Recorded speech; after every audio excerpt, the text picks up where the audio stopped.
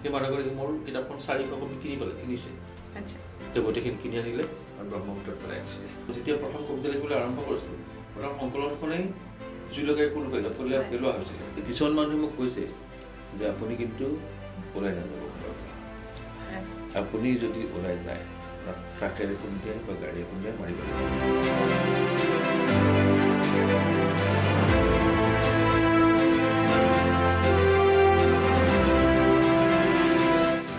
সেই জন্তুটোৰ নাম কি? সেই জন্তুটোৰ নাম কি? যাৰ ভোক নুগুচে, যিয়ে নাজানে তাৰ পেটৰ জোখ, নাজানে কিমান লাগে তাক খাদ্য। সৰ্বভোগ সেই জন্তুটোৰ, তাৰ নাম কি? সি নাখায় কি? মাটিবোৰ, ঘৰবোৰ, দলংবোৰ, পুখুৰীবোৰ, গছবোৰ। হয়, আজি সকলোৱে হয়তো গম পাইছে জন্তু কবিতাটোৰ জৰিয়তে। আজি আৰোহণ আনকাটৰ মজিয়াত আমাৰ সকলোৰে প্ৰিয় কবি, মোৰ আটাইতকৈ প্ৰিয় কবি এয়া নীলিম কুমাৰ ডাঙৰীয়া। আৰোহণ আনকাটলৈ আপোনাক স্বাগতম জনাইছোঁ। লগতে মই দাদাক এটা কথা কওঁ, আজি আমাৰ পডকাষ্টটো আৰম্ভ হোৱা প্ৰায় এমাহ হ'ল, কিন্তু আপোনাৰ মোৰ আশা আছিলে, সীমাৰ আশা, আমি প্ৰথম অনুষ্ঠানটো নীলিম কুমাৰৰ সৈতে কৰিম, আৰু মোৰ আজি সেই আশা পূৰণ হ'ল। আৰু আপুনি আমাৰ ষ্টুডিঅ'লৈ অহাৰ কাৰণে ধন্যবাদ জ্ঞাপন কৰিছোঁ। হয়, আপুনি আমাৰ আৰোহণ আনকাটৰ যিসকল দৰ্শক তেওঁলোকক উদ্দেশ্যি কিবা এটা ক'ব বুলি আশা কৰিলোঁ। খুবেই ভাল লাগিলে আজি সীমা বৰাৰ ষ্টুডিঅ'ত মই উপস্থিত হৈছোঁ, বহিছোঁ, একেলগে চাহ লৈছোঁ আৰু কথা পাতিবলৈ আৰম্ভ কৰিছোঁ। আৰু মোৰ পৰাই হেনো প্ৰথম এই পডকাষ্ট আৰম্ভণি, এইটো মোৰ কাৰণে এক ধৰণৰ আনন্দৰে কথা। গতিকে আমি কথা পাতি যাম।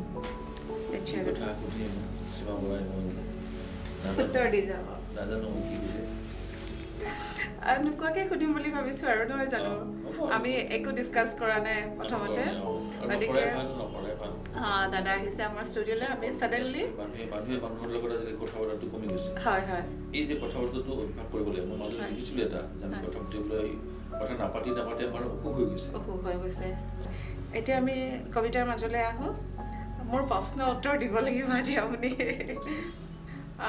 পয়েট্ৰি উইদাউট ফিয়াৰ বুলি ক'লে আপোনাক সকলোৱে প্ৰাধান্য দিয়ে, সকলোৱে জানে, কি ক'ব আপুনি? পয়েট্ৰি উইদাউট ফিয়াৰ এইটো মানে মানে সকলোৰে আলোচনাৰ বিষয় এটা। কবিতা লিখাৰ সময়ত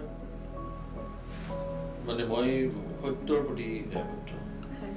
সত্যটো কেতিয়াবা সত্যৰ কথা ক'বলৈ অলপ হয়তো অলপমান ভয়ো থাকে মানুহৰ, সঁচা কথা কৈ বুলি মানুহে জানিছে হেৰি কৰিব নেকি।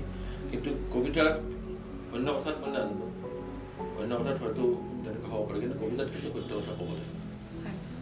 কবিতা এটা লিখাৰ সময়ত যদি মই ভয় কৰোঁ তেতিয়াহ'লে সেই কবিতাটো তাৰ কবিতাৰ পৰা বিচ্যুত হ'ব, কবিতাৰ শক্তিৰ পৰা বিচ্যুত হ'ব, আৰু সেইটোক মই সন্মান কৰোঁ তাত।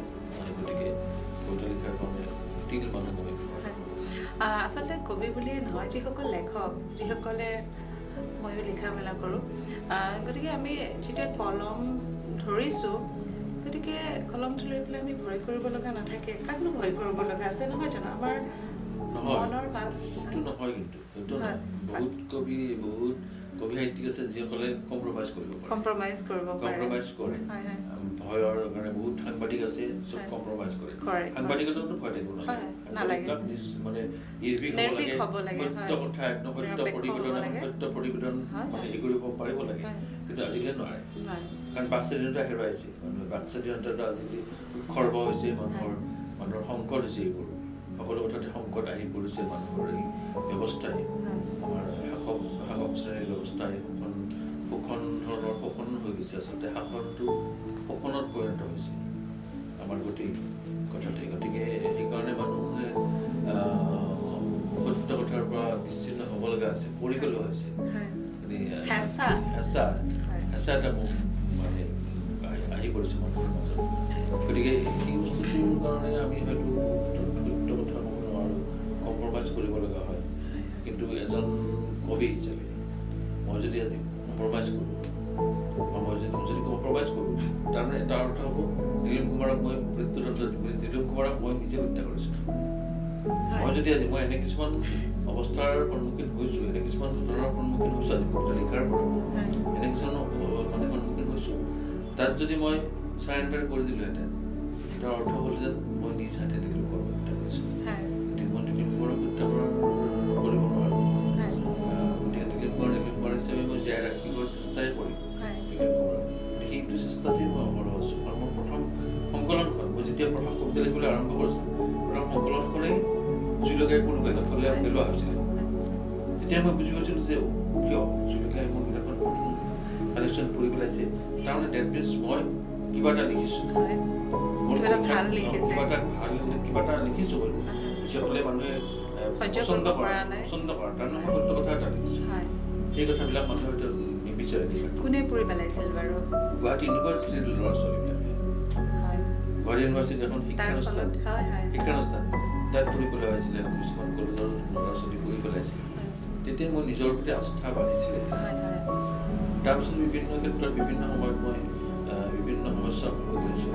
কবিতা লিখি পেলাই পইচা খৰচ হৈছে, কবিতা লিখিবলৈ হাইকোৰ্ট কৰিব লগা হৈছে, হাইকোৰ্টত যাব লগা হৈছে, পুলিচৰ বিচাৰি আহে, এনেকুৱা ধৰণৰ মোৰ মাজতে এটা কবিতাক লৈ পেলাই 14খন এজাহাৰ কৰিছিলে FIR। এটা সুস্থ চিটিবাছ নামৰ যিটো কবিতা হৈছিলে কবিতাত 14খন FIR হৈছিলে মোৰ বিৰুদ্ধে।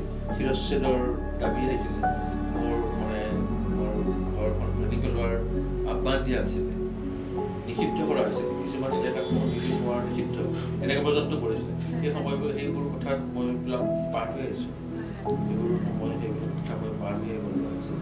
গতিকে কবিতাটো ভুল বুজাবুজিৰ কাৰণে হৈছিলে বাৰু। প্ৰকৃততে আপোনাক তেতিয়া মানসিকভাৱে তেওঁলোকে সবলহে কৰি তুলিলে। কাৰণ তেতিয়াও মই এই কৰা নাছিলোঁ যে মই তাৰপিছত মই লিখাটো বন্ধই কৰিব লাগিছিলে। যিটো ধৰণৰ মানে আত্মবিশ্বাসটো আপোনাৰ ভাবুকি দিছিলে সেইটো বন্ধ কৰিব লাগিছিলে।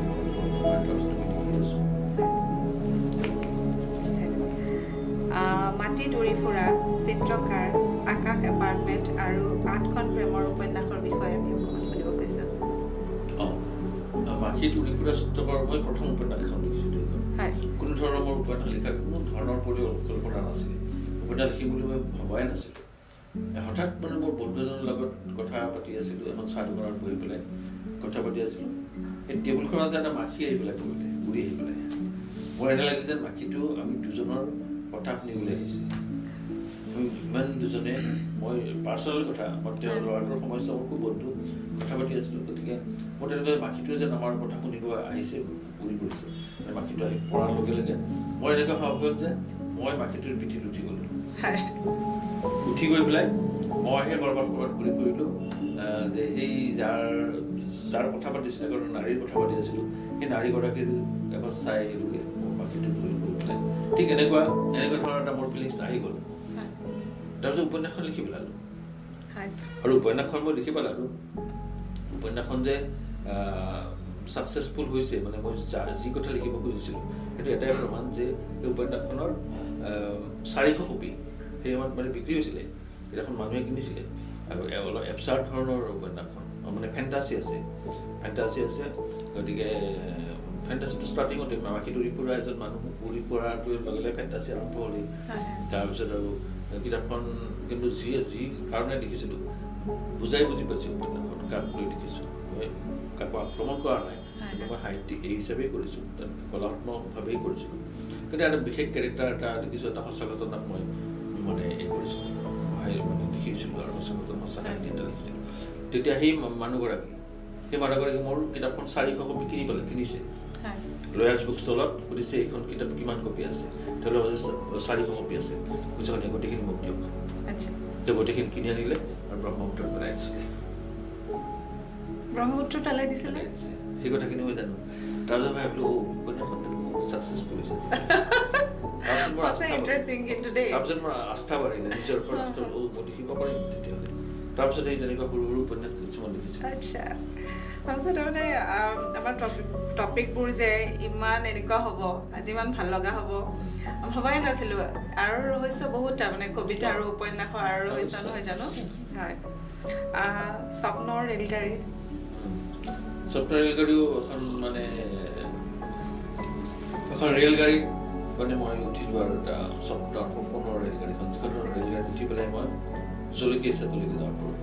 সপোনৰ যেনেকৈ আমি ক'ত যাওঁ ঠিক নাই, এখন মানে সেইখন ৰেলত গৈ উঠি একদম মাটিৰ তললৈ গৈছোঁ, নৰকখনে বাচাই আহিছোঁ কি হৈছে। আৰু এবাৰ স্বৰ্গৰ পিনে গৈছোঁ, স্বৰ্গত কি চলি আছে। তাৰপিছত ঘূৰি আহি দেখিছোঁ একো নাই, স্বৰ্গতো বিশেষ নাই, নৰকতো বিশেষ নাই, আমাৰ এই জগতখনেই ভাল, বাস্তৱখনেই ভাল। এই যেতিয়া যিখন পৃথিৱীত আছোঁ সেইখন পৃথিৱীতে ভাল। ঘূৰি আহি পেলাই দেখিলোঁ বৰ্তমানটোৱে মানে ভাল আৰু ঠিক তেনেকুৱা ধৰণৰ এটা মানে এই কৰিছোঁ কাম মানে এই কৰিছোঁ। কথা বহুত পাতিলোঁ, এবাৰ কবিতা এটা শুনো নেকি অকণ ভাল লগাকৈ। সেই জন্তুটোৰ নাম কিৰে মই আৰম্ভ কৰিলোঁ, গতিকে জন্তুৰ পিয়া সেই কবিতাটো আপোনাৰ কণ্ঠৰে শুনিব পাৰিছে। আচ্ছা, জন্তুৰ পিয়াটো সৰু কবিতা। হয়, সৰু কবিতা। জন্তুৰ পিয়াহ। পিয়াহত জন্তুটোৱে পানীৰে সৈতে জলসিঞ্চন আঁচনিখনকে খাই থলে। সংগী জন্তুজনীয়ে ক'লে, তুমি জলসিঞ্চন খালা, মোৰো পিয়াহ লাগিছে, মই এতিয়া খাম কি? জন্তুটোৱে ক'লে, তোমাৰ কাৰণে ৰাখি থৈছোঁ জল পৰিবহণ, তোমাৰ কাৰণে ৰাখি থৈছোঁ বিলবোৰ, পুখুৰীবোৰো আছে, দৰকাৰ হ'লে আছে নদী বান্ধ আঁচনিও। পিয়াহত নাথাকিবা কেৱল, পিয়াহত নাথাকিবা কেৱল। আপুনি যে নিৰ্ভীকভাৱে আপোনাৰ কবিতাত আপোনাৰ মনৰ অনুভৱবোৰ প্ৰকাশ কৰে, প্ৰত্যাহ্বানৰ আপোনাৰ জীৱনত সৃষ্টি প্ৰথমতে আপুনি হোৱা বুলি কৈছে, আৰু সেই জন্তুটোৰ নাম কি, কবিতাটোৰ জৰিয়তেও আপোনাৰ কিবা তাৰ আঁৰত কিবা আছে নেকি ৰহস্য, আমাক অকণমান যদি জনায়। মই কবিতাটো প্ৰকাশৰ পিছত অজস্ৰ মানুহৰ মই সঁহাৰি পাইছোঁ। কবিটো মানে সেই জন্তুটোৰ নাম কি বুলি কবিতাটোৰ প্ৰকাশৰ পিছত অজস্ৰ মানুহে মোক ৰাস্তাই ঘাটে মোক সাৱটি ধৰে। এই সৰু পাণ দোকানজনৰ ওলাই আহি পেলাই এই বজাৰ কৰা মানুহজনেও, বজাৰৰ মানে যি শাক পাচলি বিক্ৰী কৰি থকা মানুহজনেও সেইখিনি থৈ পেলাই মোক আহি পেলাই সাৱটি ধৰে, কৈছে ছাৰ আপুনি এটা সাংঘাতিক কবিতা লিখিছে, আমাৰ একদম মনৰ কথা লিখিছে। ঠিক এনেকুৱা ধৰণৰ অজস্ৰ মানুহ মানে য'তে মোক ওলাই গ'লেই মানে পাওঁ, তেনেকুৱা ধৰণৰ সাধাৰণ মানুহে মোক অজস্ৰ ফোন কৰি পেলাই, পিছনে ফোন কৰি পেলাই, আৰু ঠিক এনেকৈ মানুহে মোক কৈছে। তাৰপিছত কিছুমান মানুহে মোক কৈছে যে আপুনি কিন্তু ওলাই নাযাব ঘৰৰ পৰা, আপুনি যদি ওলাই যায় আপোনাক ট্ৰাকেৰে খুন্দিয়াই বা গাড়ীৰে খুন্দিয়াই মাৰি পেলোৱা হ'ব। এনেকুৱা ধৰণৰ থ্ৰেটিঙো মই পাইছোঁ। ঠিক তেনেকুৱা ধৰণৰ থ্ৰেটিং দিয়া মানুহ, মানে তেনেকুৱা ধৰণৰ মোক সুকীয়াই দিয়া মানুহ বহুত পাইছোঁ। গতিকে মই সেইবিলাকত তেনেকৈ ভয় খোৱা নাই, কাৰণ তেনেকুৱা ধৰণৰ থ্ৰেটিং মই আগতেও পাইছোঁ। আগতে মই এবাৰ এটা গড় হত্যাক লৈ মই এসময়ত কবিতা গড় হত্যাৰ বিৰুদ্ধে কবিতা লিখোঁতেও তেতিয়াও মোক মানে এই মৃত্যুৰ ভাবুকি দিছিলে, কৈছিলে গড় যদি মই হত্যা কৰিব পাৰোঁ, গড় যদি মই গুলিয়াই মাৰিব পাৰোঁ, গড়ৰ ছালতকৈ আপোনাৰতো ছাল ইমান ডাঠ আপোনাক গুলিয়াবলৈ কেইটা গুলি লাগিব, এনেকুৱা ধৰণৰ থ্ৰেটিঙো পাইছোঁ। গতিকে সেইবোৰ মানে অতিক্ৰম কৰি আহি আছোঁ। মই কৈছোঁৱেই যে দিলীপ বৰাক মই হত্যা নকৰোঁ, গতিকে যিমান দিন বাচি থাকিব বাচি থাকিব। টোপনিৰ বাগিচা, কাৰোবাৰ বিশেষ অৰিহণা, বা আপুনি যে ধৰক এই লিখি আছে তাতে কাৰোবাৰ অৰিহণা, কাৰোবাৰ ইনস্পায়াৰ হৈছে, ফেমিলিৰ পৰা, ৱাইফৰ পৰা, আপোনাৰ খুব মৰম লগা ছোৱালী এজনী আছে, তাৰমানে আপোনাৰ এইখিনি আগবাঢ়ি যোৱাত আপোনাৰ ঘৰৰ অৰিহণা কি আমাক বিভিন্ন আছে। কাৰণ কবিতাত মই কৈছোঁৱেই মিছা কথা নিলিখোঁ, আৰু গতিকে বিভিন্ন ধৰণৰ জীৱনত পোৱা অভিজ্ঞতাবোৰো কবিতা হিচাপে নিৰ্মাণ কৰোঁ। গতিকে মোৰ বাৰীকৰ নামৰ এখন কিতাপ আছিলে, সেইখন গোটেই কিতাপখন মই প্ৰেমৰ কবিতা, মানে মই মোৰ 88ত চাগে সেই সময়ত মই বিয়া কৰোৱা নাছিলোঁ। বিয়া কৰাইছোঁ 91 গতিকে সি মোৰ যিগৰাকী প্ৰেমত পৰি আছে সেই মানুহগৰাকীৰ মানে মই এই আজি যিটো ফচা প্ৰেমিকাগৰাকী মই ভাল পাইছিলোঁ তেওঁ মোৰ প্ৰতি ইমান আকৰ্ষণ নাছিলে মানে কওঁ আৰু তেওঁৰ ঘৰৰ মানুহে বা DNA নিদিয়ে ঠিক এনেকুৱা ধৰণৰ মই যাতে মানে তেওঁক এখন কিতাপ লিখিছোঁ তেওঁলৈ কিতাপ এখন লিখি তেওঁৰ নামত কিতাপখন উৎসৰ্গ কৰি দিছোঁ তেওঁ পুষ্পাঞ্জলি গোস্বামীৰ নামত উৎসৰ্গ কৰি দিছোঁ উৎসৰ্গ কৰাৰ লগে লগে ৰাইজে জানিব যে নীলকণ্ঠ পুষ্পাঞ্জলি উৎসৰ্গ কৰিছোঁ মানে ভালপোৱা আৰু প্ৰেমৰ কবিতা তেওঁৰ পৰিয়ালৰ মানুহে জানিলে যে ইটো বিয়াৰ আগতেই এই ছোৱালীজনীৰ নামত কিতাপ উৎসৰ্গ কৰিলে এইটো বেয়া কথা হ'ব তাকে বিয়া দিব ছোৱালীজনীয়ে ভাবিছে ডাঙৰ কথা কৰিলে মই মোৰ কিতাপখন এটা দিলে মোৰ নামত উৎসৰ্গ কৰিলে গতিকে গোটেইখিনি প্ৰেমৰ কবিতা গতিকে কি হ'ব এতিয়া তেওঁৰ লগতে বিয়া হ'ব লাগিব ঠিক এনেকুৱা এটা মই ফচুৱা টাইপ মকৰা জাল পেলোৱাৰ নিচিনা জাল পেলাই দিলোঁ গতিকে সেইটো কিন্তু মই এটা ইণ্টেনশ্যনেলি অকণমান জাল পেলোৱাৰ মানসিকতাৰে কিতাপখন লিখিছিলোঁ কবিতাখিনি মই তেওঁক লৈ গোটেইখিনি লিখিছিলোঁ সেইখন কিতাপ গতিকে ছাকচেছফুল হৈছোঁ মই গতিকে তেনেকুৱা তেতিয়া এতিয়া মই সেইগৰাকীক পাইছোঁ তাৰপিছত ঠিক তেনেকুৱা ধৰণৰ মোৰ ছোৱালী ফুটুকি যেতিয়া তাইৰ জন্ম হোৱা নাছিলে জন্ম তাই যেতিয়া মাকৰ পেটত আছিলে তেতিয়াই মই তাইক লৈ কবিতা এটা লিখিছিলোঁ কাৰণ তাই মানে পেটত মাকৰ পেটত যেতিয়া থাকে এটা মুভমেণ্ট এটা হয় নহয় বেবীটো মুভমেণ্ট এটা কৰেতো সেই মুভমেণ্টটো এতিয়া মই এইটো ডক্টৰখন 92 কৰি পেলাই আহিছোঁ আহি ঘৰ পাইছোঁ যে মোৰ শ্ৰীমতীয়ে ক'লে যে বেবীটো লৰচৰ কৰা নাই মই হয় নেকি মই তেতিয়া ষ্টেথস্কোপ লৈ পেলাই তেওঁৰ মানে পেটত চাইছোঁ চাউণ্ড পাইছোঁ নেকি বহুত সময় ধৰি পোৱা নাই সেই যে পোৱা নাই যে বহুত সময় যে পোৱা নাই সেই নোপোৱাৰ অনুভূতিতে মই এটা কবিতা লিখি গৈছোঁ যে 20 মিনিট তোমাৰ হাড়বোৰ নাই তুমি আছো 20 মিনিট to 20 ঘণ্টাৰ দৰে গধুৰ হৈ পৰিছে ঠিক এনেধৰণৰ তুমি আছাতো ভালে আছাতো তুমি হাৰে আছাতো তুমি শুই আছা নেকি ওলমা বিচন মানে ইটোৰ ৰাষ্ট্ৰ ওলমি থাকে যে ইটোৰ মানে এই হৈ আছে ঠিক এনেকুৱা ধৰণৰ এটা কবিতা লিখি পেলাই আছোঁ গতিকে এই ধৰণৰ অভিজ্ঞতা এই ধৰণৰ মানুহৰ লগত সম্পৰ্ক অভিজ্ঞতা এইটো পৰিয়ালকেন্দ্ৰিক অভিজ্ঞতা ঠিক তেনেধৰণে বহুত বিভিন্ন মানুহক লৈ আপোনাক লৈ মই কবিতা লিখিছোঁ বিভিন্ন ধৰণৰ মানুহক লৈ বিভিন্ন ধৰণৰ মানে কবিতা বিভিন্ন মানুহৰ লৈ পেলাই বিভিন্ন মানুহৰ সান্নিধ্যক লৈ পেলাই কবিতা লিখা হৈছে মামনি ৰয়ছমক লৈ মই কবিতা লিখিছোঁ তেওঁ 8:10 বজাত সেই কবিতাবোৰ তুলি দিছে তেনেকুৱা ধৰণৰ কথা গতিকে মই মানে মোৰ বিভিন্ন ধৰণৰ ব্যক্তি কেন্দ্ৰিক হয় মানুহৰ সামাজিক জীৱনৰ পৰা লিখোঁ গতিকে ঠিক এনেকুৱা ধৰণৰ কিন্তু মই মিছা কথা নিলিখোঁ ময়ো নিজকে সৌভাগ্যৱতী বুলি ভাবোঁ যে আপোনাৰ কলমৰ কাৰণে ধৰক এবাৰ আপুনি হালধীয়া নেল পলিচক লৈ পেলাই লিখিছিলে আৰু আমাৰ ফাউণ্ডেশ্যন ডেট এবাৰ মোৰ লগতে ফাউণ্ডেশ্যনটোৰ কথা লিখি পেলাই আৰোহণৰ জন্মদাত্ৰী হিচাপে লিখিছিলে খুব সুন্দৰ কবিতা তেনেকৈ আৰু কাক দিলে বুলি ক'লে মামনি ৰয়ছম গোস্বামীলৈ লিখিছোঁ বিভিন্ন ধৰণৰ মানুহ মানে লিখিছোঁ বন্ধু বান্ধৱী কবি লিখিছোঁ বিভিন্ন কথাৰ কাৰণে লিখা যায় হয় নিজকে যদি কেতিয়াবা সমালোচনা কৰিব লাগে তেতিয়া আপুনি কেনেকৈ কৰিব সদায়তো আপুনি আনৰ সমালোচনাৰ পাত্ৰ হয় সমালোচনা কৰে নিজে নিজক সমালোচনা কৰিব লাগিলে মোৰ মানে এটাই কৰিম যে মোৰ খং অলপ বেছি অধিকণ খঙাল অলপ অস্থিৰতাটো মোৰ এটা ডাঙৰ সমস্যা খুব অস্থিৰ থাকোঁ আৰু বেছি অস্থিৰতাটো ভাল নহয় কিন্তু অস্থিৰতাটো মই ক্ৰিয়েটিভিটিৰ কাৰণে অস্থিৰতা লাগে কিন্তু স্থিৰতা লাগে গতিকে সেই ধৰণৰ এইবিলাক সমালোচনা মানে মই নিজে চাব লাগিলে এইবিলাক মোৰ যে বেয়া কথা মই বুজি পাওঁ কিন্তু কণ্ট্ৰল কৰিব কেতিয়াবা পাৰোঁ কেতিয়াবা হয়তো নোৱাৰোঁ এসময়ত পৰা নাছিলোঁ বিয়া কৰোৱাৰ আগততো মই খুবেই অস্থিৰ আছিলোঁ তেতিয়া কণ্ট্ৰল কৰা মানুহো নাছিলে বিয়া বাৰুৰ পিছত এটা সাংসাৰিক এটা জীৱনত আহিলে অলপমান কণ্ট্ৰল হৈ যায় সেইখিনি হৈছে আৰু কিছু কিন্তু আমি যেন আপোনাক একে খুব গহীন যেন পাওঁ গহীন মানে ভিতৰখন মোৰ ভিতৰতে গহীন কিন্তু মই বাহিৰত সাধাৰণ মানুহৰ লগতে মই আচলতে সাধাৰণ মানুহৰ লগতে মই খুব ইণ্টেলেকচুৱেল মানুহৰ লগত মই নাথাকোঁ ইণ্টেলেকচুৱেল মানুহৰ লগত খুব গহীন গম্ভীৰ কথা পাতি নাথাকোঁ সাধাৰণ মোৰ এই দোকানী বজাৰী সাধাৰণ মানে ইহঁৰ লগত মই কথা পাতি অলপতে ইহঁত মই কি কয় লাখটকীয়াত এগৰাকী মানুহৰ লগত মই কথা পাতিলোঁ তেওঁৰ লগত মই বিধি পৰ্যন্ত খাইছোঁ তেওঁ বিধি খায় কথা পাতি ইমান সময় কথা পাতিলোঁ তেওঁ বিধি খায় যে মহিলাগৰাকী এই ৰাম মন্দিৰৰ সময়ত তেওঁক মই সুধিলোঁ ৰাম মন্দিৰ নজান নেকি হিন্দু মানুহ এগৰাকী ৰাম মন্দিৰত মই কৈ যাম, ৰামৰ জন্ম হোৱা মানে ৰামৰ জন্ম হ'ব মানে অযোধ্যাত, ৰামৰ জন্ম হোৱা মানে সীতাৰ বনবাসে হ'ব। এগৰাকী সাধাৰণ মানুহ, বিহাৰী মানুহ, যদি সীতাৰ বনবাসে হ'ব, আকৌ সীতাৰ অগ্নি পৰীক্ষা হ'ব, মই কিয় যাম ৰামৰ জন্ম চাবলৈ? ঠিক এই বস্তুটো কৈছে। সেই মানুহগৰাকীৰ সেই যিটো মানে প্ৰকাশ, খুব চিৰিয়াছ কথা এটা কৈছে।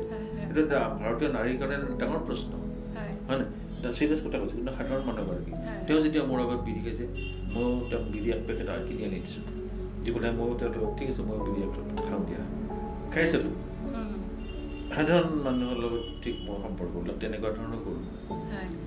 তেনেকৈ আপুনি ধৰক আমি জানো সকলোৱে এজন ডাক্তৰ, আপুনি চাকৰি ৰিজাইন দি পেলাই, হয়, তাৰে অকণমান আমাক আৰু কাহিনীটো ক'ব। আৰু আপোনাৰ দুটা নাম, আপুনি মানুহ এজন নে দুজন বাৰু? দুজন মানুহ জানিব খুজিব।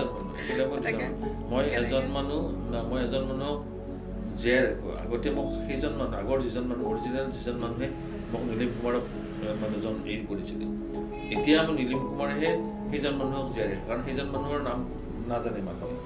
সেইজন মানুহ জানিলে মোৰ হেমেন শৰ্মা নাম এটা, ডক্টৰ হেমেন শৰ্মা। সেইজন মানুহ চাৰ্টিফিকেটত মোৰ সেইজন নাম, চাৰ্টিফিকেট, ড্ৰাইভিং লাইচেন্সত, পান কাৰ্ডত সেইজন নাম। কিন্তু সেইজন মানুহক কোনেও নাজানে। নীলিম কুমাৰে সেইজন মানুহক জীয়াই ৰাখিছে আচলতে। কিন্তু এসময়ত মই ভাবিছিলোঁ সেইজন মানুহে নীলিম কুমাৰক জীয়াই ৰাখিছে। সেইজন মানুহে নীলিম কুমাৰক জন্ম দিছে, হয়, কিন্তু অৱশেষত নীলিম কুমাৰে সেইজন মানুহক জীয়াই ৰাখিছে বৰ্তমান সময়ত। সেইটো বস্তু গতিকে মই নিজক ফিল কৰোঁ দুজন মানুহ বুলি। গতিকে সেইটো এটা কথা, সেইটো মানে দ্বন্দ্ব এটা আছে মোৰ ভিতৰত, দ্বন্দ্ব এটা আছে। দ্বন্দ্বটো এজন কবিৰ মাজত অন্তৰ্দ্বন্দ্ব থাকিবই লাগে। যিমানে অন্তৰ্দ্বন্দ্ব থাকে সিমানে নিজকে সমালোচনা কৰিবলৈ ভাল হয়, সুবিধা হয়। গতিকে তেনেকুৱা কথা বহুত পাতিলোঁ। আকৌ এবাৰ কবিতা এটা শুনো, অকণমান ৰোমান্টিক কবিতা এটা। ৰোমান্টিক কবিতা, সেই তাহানিটো ৰোমান্টিক কবিতা বহুতেই লিখিছিলোঁ কলেজৰ দিনত। তাৰে এটা কবিতা প্ৰেম নহয়, খেলা নামৰ এটা কবিতা আছে, প্ৰেমৰ কবিতা। যে খেলি থাকোঁতে পুতলাটোৱে সাৱটি ধৰিলে, ক'লে তোমাৰ দুখন হাত আছে, এখন হাত মোক দিয়া। তোমাৰ দুখন ভৰি আছে, এখন ভৰি মোক দিয়া। তোমাৰ দুটা চকু আছে, এটা চকু মোক দিয়া। দিলোঁ আৰু মই হ'লোঁ কোঙা খোৰা কণা। প্ৰেমেৰে খেলিছিলোঁ এই খেলা, জঁপিয়াই গুচি গ'ল পুতলা। আকাশে ক'লে খেলিব নাজানিলে কিয় খেলা। খুবেই সুন্দৰ। প্ৰেমত তেনেকুৱাই হয়। প্ৰেমত সকলো ভাল লাগে নহয়? ভাল লাগে, খুজিলে দি দিওঁ। আচ্ছা, তোমাৰ দুখন ভৰি আছে, এখন ভৰি মই লাগে, খুজে যদি এখন ভৰি দি দিম। কিন্তু মই যে কোঙা হ'ম, খোৰা হ'ম, প্ৰেম অন্ধ বুলি কয় যে, নহয় জানো? আচ্ছা, আপোনাৰ এই জীৱনটোত ধৰক এতিয়ালৈকে তিতা মিঠা কিছু স্মৃতি, ভাল লগা কিছু স্মৃতি, বেয়া লগা বহুতেই আছে স্মৃতিৰ কথা। একেবাৰে ভাল লগা স্মৃতিটো আমি শুনিব খুজিছোঁ প্ৰথমতে।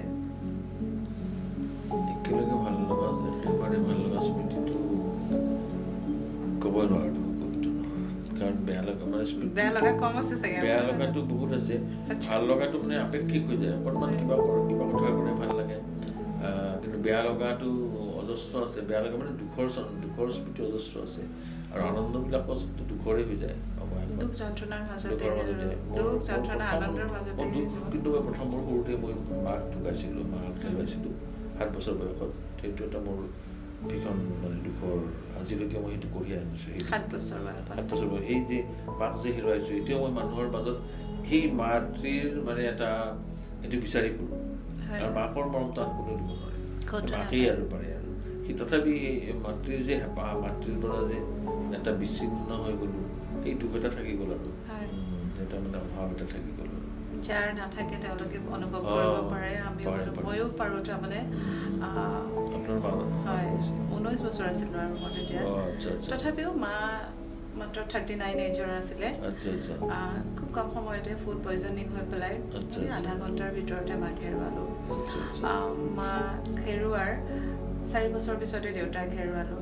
গতিকে সদায় ক'ৰবাত নহয় সেই মাৰ ঠাইটো কোনেও ল'ব নোৱাৰে, কোনেও পূৰাব নোৱাৰে কেতিয়াও। আৰু মিঠা অনুভৱ মিঠাটো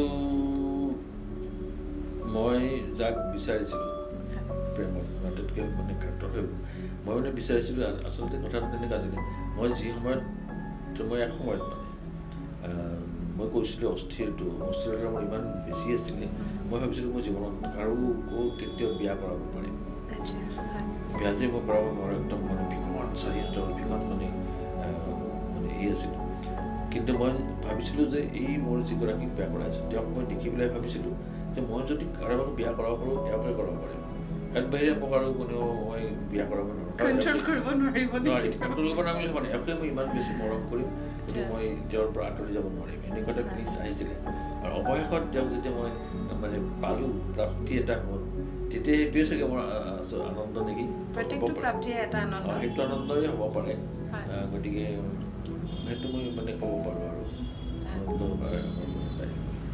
ঠিক আছে আপোনাৰ কবিতাবোৰ বিভিন্ন ভাষালৈ অনুবাদ হৈছে বৰ্তমান ইউনিভাৰ্চিটিৰ পাঠ্যক্ৰমতো আছে গতিকে সেই বিষয়ে কি ক'ব আপুনি যে আৰম্ভণিতে কৈছিলে যে ইউনিভাৰ্চিটিৰ ষ্টুডেণ্টছে আপোনাৰ কবিতাবোৰ জুই লগাই দিছিলে গতিকে এতিয়া ইউনিভাৰ্চিটিৰ পাঠ্যক্ৰমত সেই কবিতা যি ইউনিভাৰ্চিটি মোৰ জুই লগাই দিছিলে সেই ইউনিভাৰ্চিটিৰ মোৰ মানে শিকায় তেনেকুৱা ইউনিভাৰ্চিটিত মোৰ কবিতা দিয়ে শিকায় কোৰ্চত আছে তেওঁলোকে ষ্টুডেণ্টে শিকিব লাগে তেনেকুৱা বহুত ইউনিভাৰ্চিটিতে মোৰ মানে বাহিৰৰ অসমৰ বুলি নহয় বাহিৰৰ ইউনিভাৰ্চিটিতো মোৰ কবিতা মানে কোৰ্চত শিকায় আৰু গতিকে কোনকেইটা কবিতা আছে বাৰু মোৰ কবিতা কেইটামান কবিতা আছে নিমখ নামৰ কবিতাটো আছে তাৰপিছত আৰু কিবা কিবি কবিতা আছে ৰোড নামৰ কবিতাটো আছে তেনেকুৱা কবিতাবোৰ বিভিন্ন বেংগলৰ ইউনিভাৰ্চিটি মিজোৰাম ইউনিভাৰ্চিটি আমাৰ অসমৰ কেইবাখন ইউনিভাৰ্চিটি আছে আৰু তেনেকুৱা দিল্লী ইউনিভাৰ্চিটিতো মোৰ কোৰ্চৰ মানে কবিতা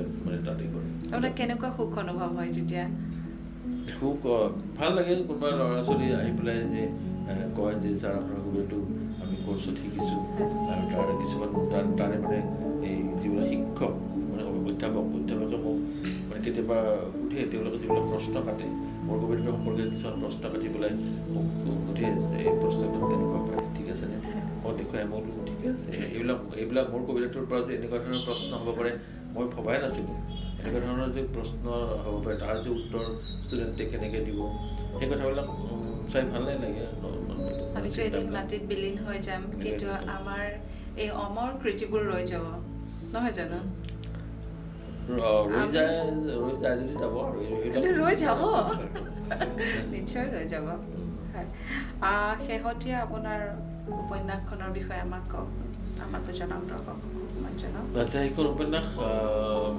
এখন মানে মোৰ কিতাপ উপন্যাসখন এখন আত্মজীৱনী উপন্যাস এটা বনৰীয়া সপোনৰ অন্তৰ্যাত্ৰা আৰু সেইখন মানুহে মানে মোৰ যিসকল কবিতাৰ পাঠক সেইখনক মই তেওঁলোকক আহ্বান জনাওঁ যে মোৰ উপন্যাসখন যাতে পঢ়ে কাৰণ মোৰ উপন্যাসখন যদি পঢ়িলে মোৰ কবিতা সম্পৰ্কে যিবোৰ কথা মানুহে বিতৰ্কত হয় বহুত বিতৰ্ক হয় বা সেইবোৰ কথা মানুহে নিশ্চয় সহজভাৱে ল'ব পাৰিলেহেঁতেন সেইকাৰণে নীলিম কুমাৰ এনেকুৱা মোৰ সেই গোটেই আত্মজীৱনী কথাবোৰ মোৰ শৈশৱৰ কথাই বেছি আছে মানে এটা কৈশোৰলৈকে আছে সেই গোটেই কথাবোৰ জানিলেহে মোৰ জীৱন মানে শৈলীটো জানিব জীৱনৰ এটা যদি দৰ্শন আছে জীৱনৰ মোৰ বিষাদবোধ আছে সেই কথাবোৰৰ পৰা মোৰ বিদ্ৰোহটো সেইবোৰ তাতে মানে চিহ্নিত হৈ আছে নিশ্চয় সেইবিলাকৰ পৰা সেইবিলাক পঢ়িলে নীলিম কুমাৰ কিয়নো এনেকুৱা এই কথাটো তেওঁলোকৰ নিশ্চয় বুজিলে এতিয়া আমাৰ আহ্বান জনাওঁ গতিকে আৰু সেইখন লিখিবলৈ মই যথেষ্ট হৈছিলোঁ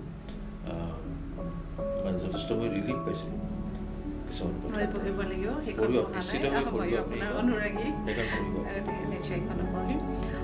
আহি আজি আমি আমাৰ অনুষ্ঠানৰ শেষৰ ফালে পালোহি আকৌ আমি কবিতা এটা শুনিম কবিতাৰে আজিৰ অনুষ্ঠানে শেষ কৰিম আকৌ পৰৱৰ্তী সময়ত আপোনাক লগ পাম এনেকৈ মাজে মাজে আমি এপিছ'ড ৱাইজ আপোনাৰ কবিতা উপন্যাস ভাল লগা বেয়া লগা গোটেই কথা শুনিম কেতিয়াবা বৰ সৈতেও আপোনাক আমাৰ ষ্টুডিঅ'ত একেলগে পাম নহয় জানো গতিকে শেষত আপুনি এটা কবিতা লগতে আমাৰ আৰোহণ আনকাটৰ দৰ্শকসকলক কিবা এটা আপোনাৰ ফালৰ পৰা গৈ পেলাই আজি আমি আমাৰ অনুষ্ঠানৰ পৰা বিদায় কবিতা এটা এই একদম কলেজ মনত নাই এটা কবিতা লিখিছিলোঁ কবিতা সম্পৰ্কীয় কবিতাটো যে কিনো কবি ভুল গ'ল কবিতা গাভৰু গ'ল আজি কবি শতিকা খাবলৈ নগ'ল কিনো কবি কিনো গ'ল কবিতা তোৰ কাৰণে মোৰ নষ্ট চৰিত্ৰ মোৰ কাৰণে তুই বিশ্বাস আহ আন্ধাৰতে ঘৰ এটা সাজু দুখৰ ইয়া যোগা